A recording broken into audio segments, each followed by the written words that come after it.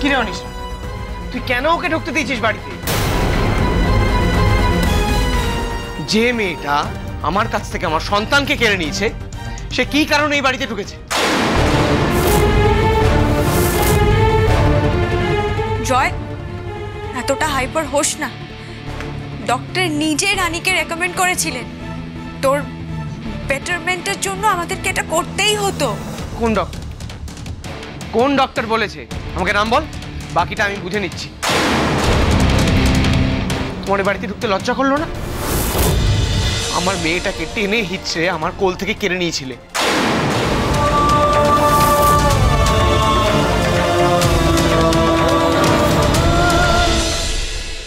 দুনি, দুনি, দুনি,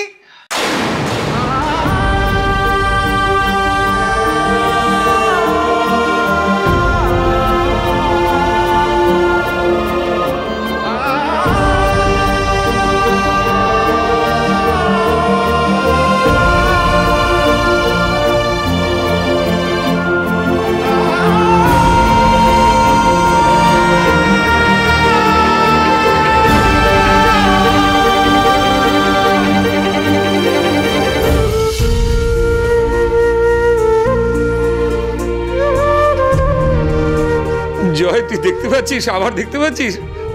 আমার বুক থেকে একটা বোঝা নেমে গেল রে। এটা কে বলো তো দিদি ভাই?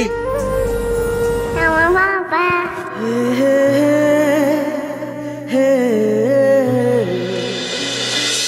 আমার মেয়ে কি সুন্দর আমার চোখের জল মুছিয়ে দিল।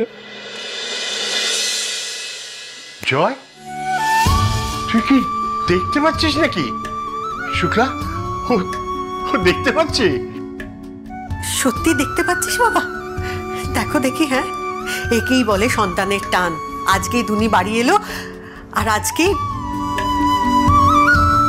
শুক্লা, তোমার আর কোনো চিন্তা নেই।